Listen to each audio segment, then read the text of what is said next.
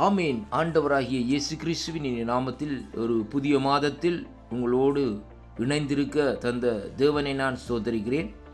கடந்த 11 மாதங்கள் கண்ணின் மணி போல் பாதுகாத்து 12வது மாதத்துக்குள் இந்த நாட்களை தேவன் நம்மை நடத்தி வந்து கொண்டிருக்கிறார். கர்த்தருக்கு மகிமையும் கனமும் துதியும் புகழும் உண்டாவதாக.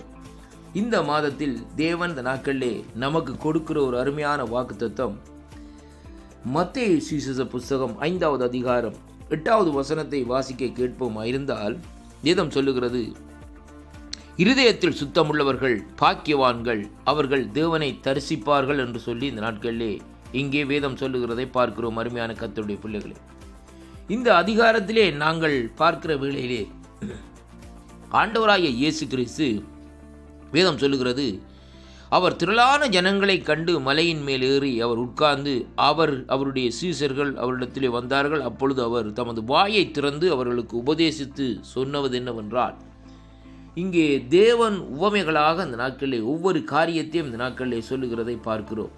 ஒரு மனுஷனுடைய வாழ்க்கைக்கு தேவையான காரியங்களை ஆண்டவர் இந்த நாட்களிலே தெளிவாக இந்த நாட்களிலே சொல்லுகிறது மட்டுமல்ல, இப்படியாக நீங்கள் வாழுகிற வேளையிலேயே தேவனிடத்திலிருந்து இந்த நாட்களை காரியங்களை பெற்றுக்கொள்ள முடியும் என்பதையும் தெளிவாக இந்த வார்த்தைகள் இந்த நாட்களை சொல்லுகிறதை பார்க்கிறோம்.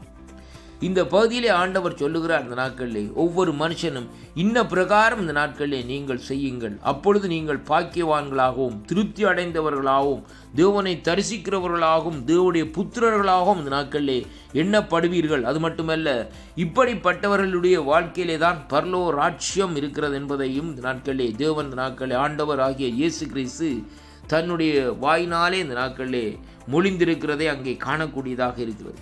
அந்த பகுதியிலே தான் 8வது வசனத்திலே வாசிக்கிற வேளையிலே ஆண்டவர் மனுஷனுடைய இருதயத்தை குறித்து இந்த இடத்திலே பேசுகிறதை அங்கே பார்க்கிறோம். அருமையான கர்த்தருடைய பிள்ளைகளே, அந்த இருதயம் எப்படியாக இருக்க வேண்டுமாம்? அனுதினமும் ஒவ்வொரு செக்கனும் இந்த நாட்களில் எப்படியாக இருக்க வேண்டுமாம்? சுத்தம் உள்ளதாக இந்த நாட்களில் இருக்க வேண்டும். ஏனென்றால் வேதம் சொல்லுகிறது, எரேமியாம் தீர்க்க தரிசன புஸ்தகத்திலே பாருங்கள், இருதயம் திருக்குள்ளது என்று சொல்லி இந்த நாட்களிலே பார்க்கிறோம். அருமையான கர்த்தருடைய பிள்ளைகளே, இருதயம் பொல்லாத சிந்தனைகளை யோசிக்கும், பொல்லாத காரியங்களை அதாவது இந்த நாட்களை நினைக்கும், பொல்லாத காரியங்களை பிணைக்கும் என்று சொல்லி இந்த நாட்களை நாங்கள் பார்க்கிறோம். அப்படியானால் அந்த இருதயத்தை குறித்து இந்த நாட்களிலே ஆண்டவர் எவ்வளவு முக்கியமாக கவனித்து கொண்டிருக்கிறதை இங்கே இந்த வார்த்தை ஊடாக அந்த நாட்களை காணக்கூடியதாக இருக்கிறது.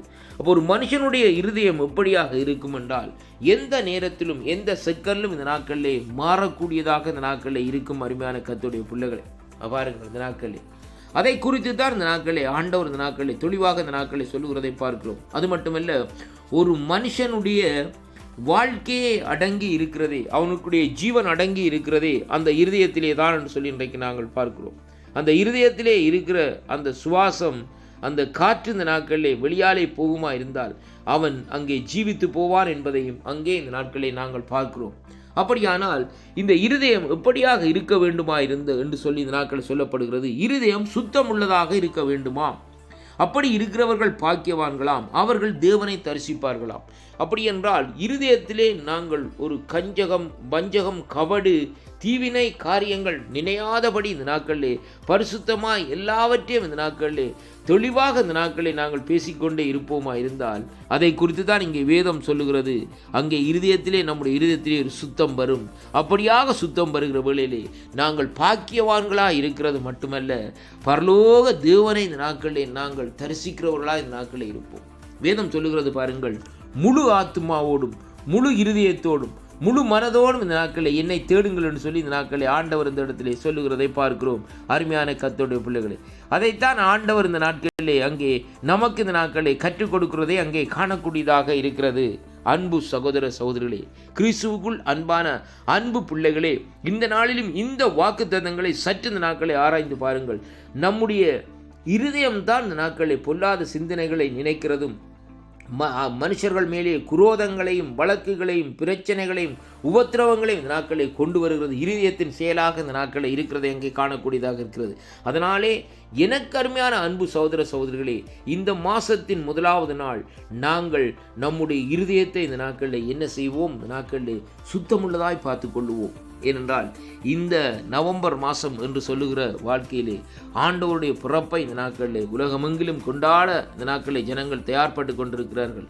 அப்படியானால் அந்த பரிசுத்த தேவனாகிய கர்த்தரை இந்த நாட்களை நாங்கள் தரிசிக்க வேண்டுமாயிருந்தால், அவர் அண்டையிலே நாங்கள் கிட்டிச் சேர வேண்டுமாயிருந்தால், நம்முடைய இருதயம் எப்பொழுதும் பரிசுத்தமாய் இருக்க வேண்டும் என்பதைத்தான் கர்த்தருடைய வார்த்தை சொல்லுகிறது. இந்த வார்த்தையை கேட்டு இந்த வார்த்தையின்படி நீங்கள் நடக்கிற வேளையிலே கர்த்தர் உங்களுடைய வாழ்க்கையிலே திருப்பத்தையும் மாற்றத்தையும் கொண்டு வருவார். கர்த்தர்